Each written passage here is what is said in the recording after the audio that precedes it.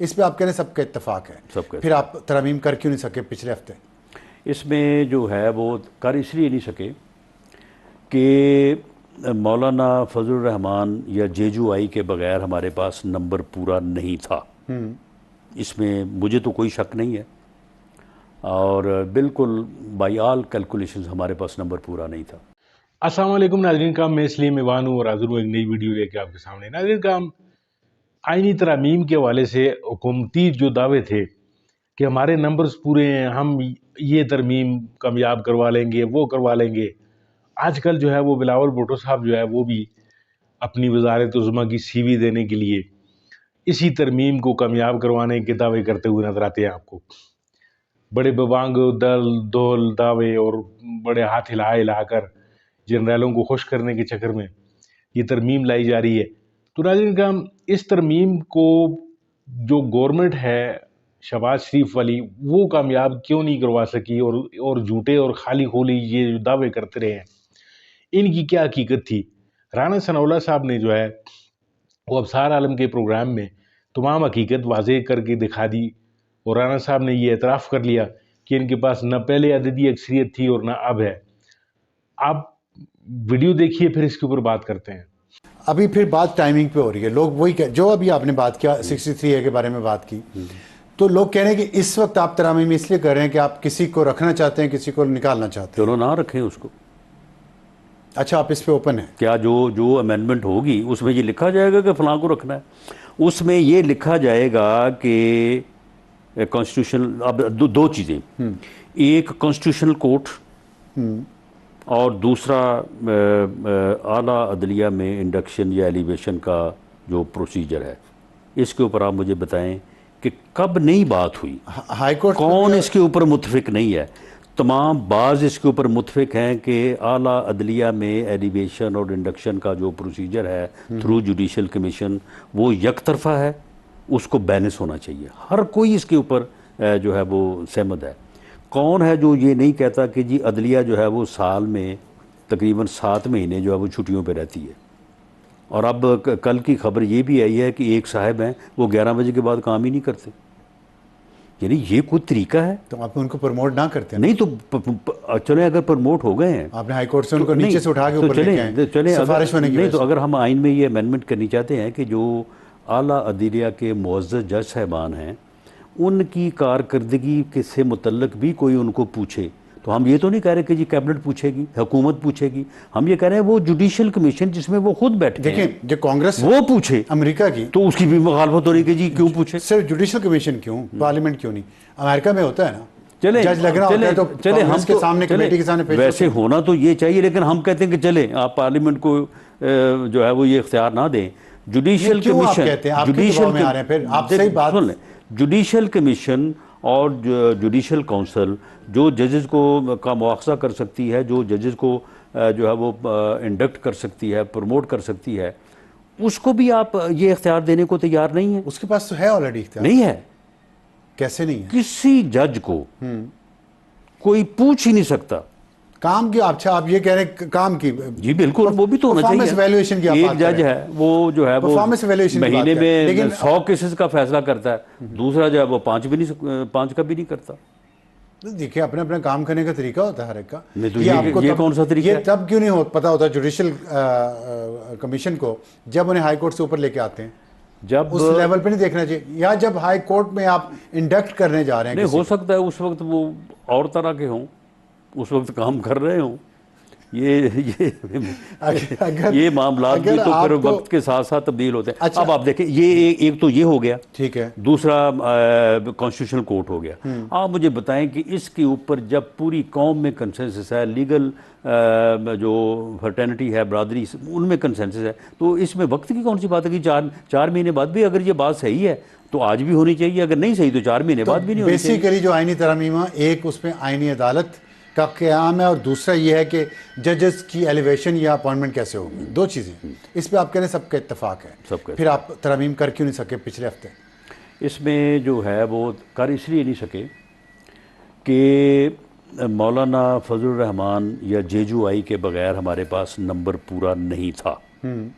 इसमें मुझे तो कोई शक नहीं है, और बिल्कुल बाई ऑल कैलकुलेशंस हमारे पास नंबर पूरा नहीं था।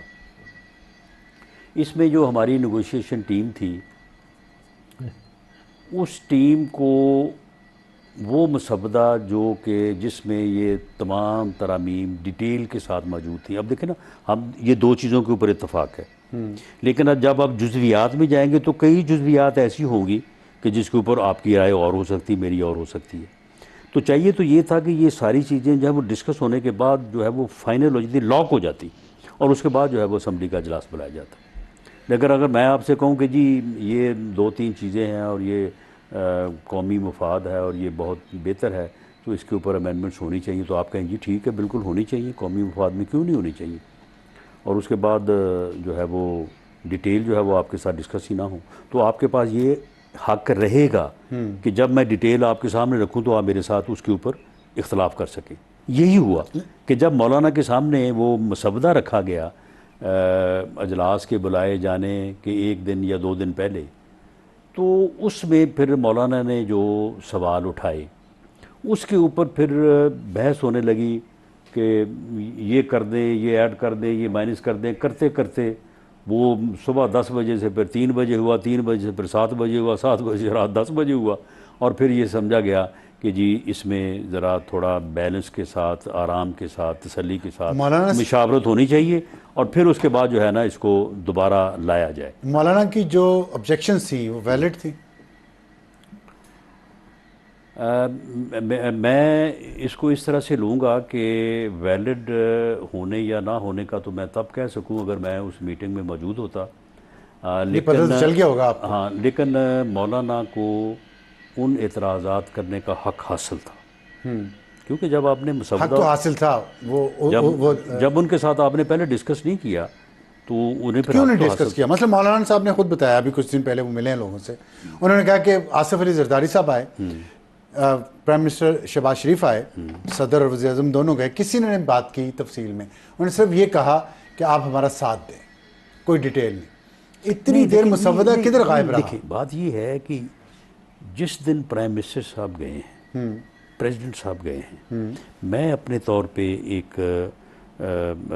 पार्टी के या अपना गवर्नमेंट के एक मेंबर के, मैं समझा कि थिंग्स आर फाइनलाइज्ड, क्योंकि लीडरशिप जो है वो जब जाती है तो उससे पहले नेगोशिएशन टीम ने अपना काम मुकम्मल कर लिया होता, तो मैं समझा कि ये मुकम्मल हो चुका है। कॉमन सेंस तो यही है। बिल्कुल, लेकिन बाद में पता चला कि नहीं, ये तो हुआ ही नहीं था। तो ये आपकी हुकूमत की गलती है ना?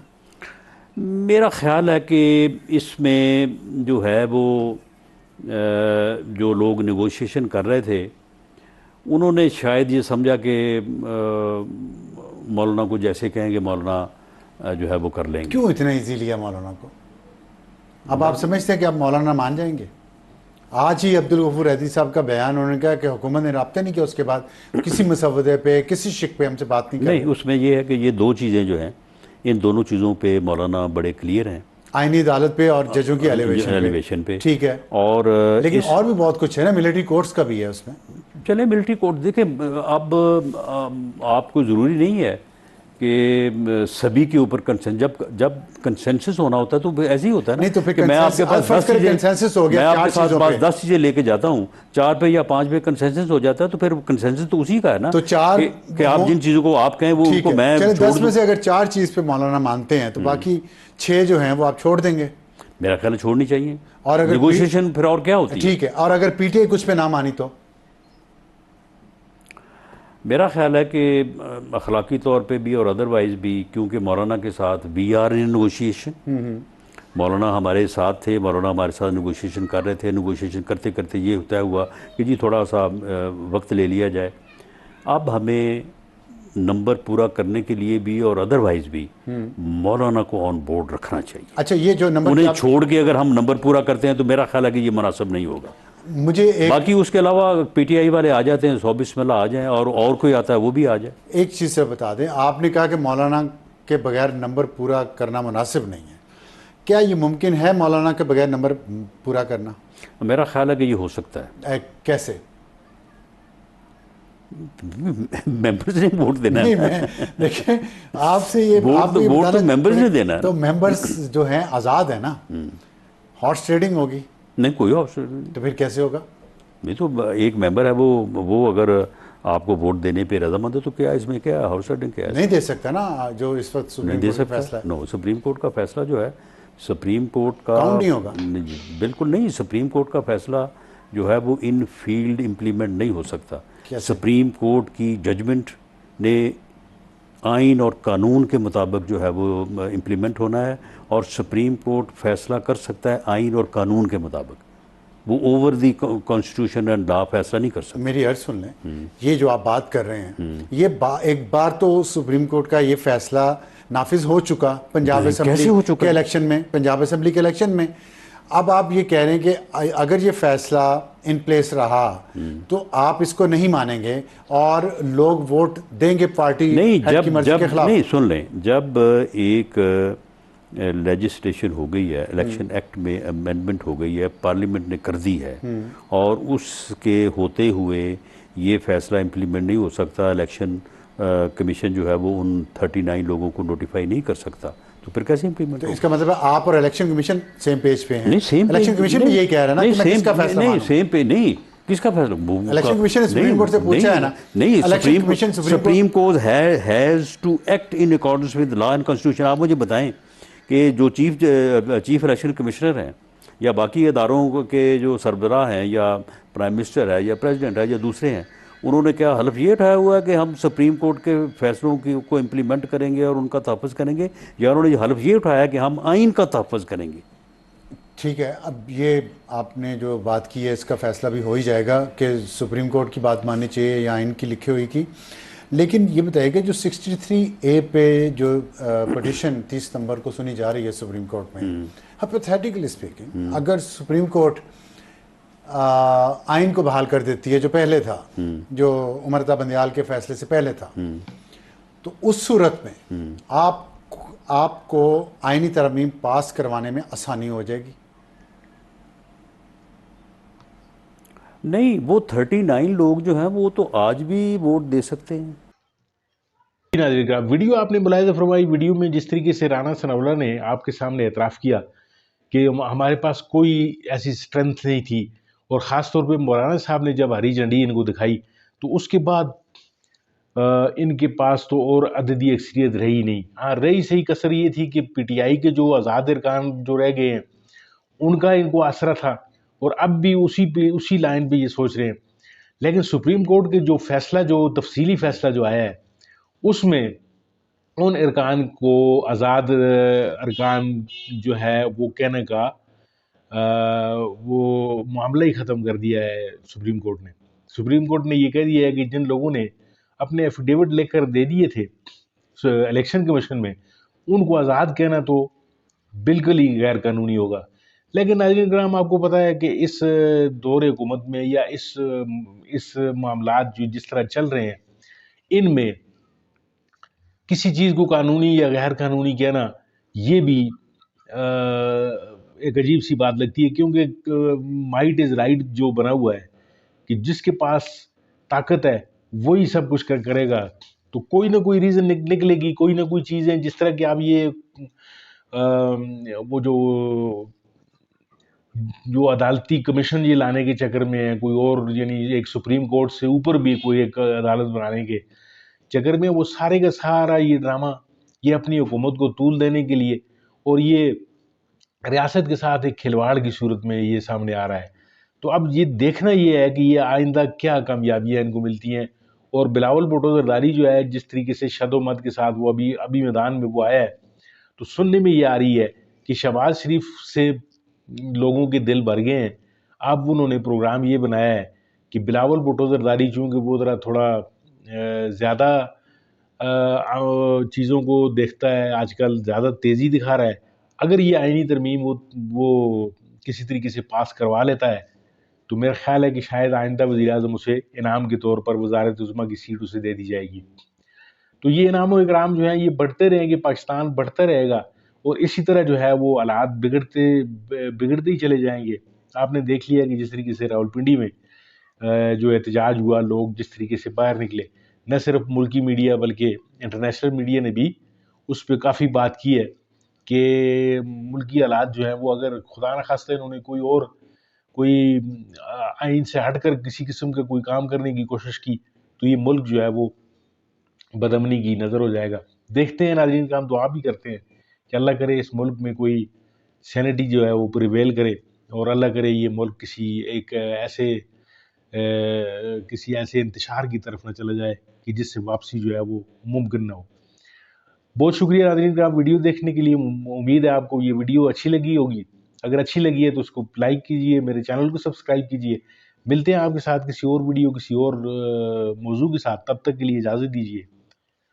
अल्लाह हाफ़िज़।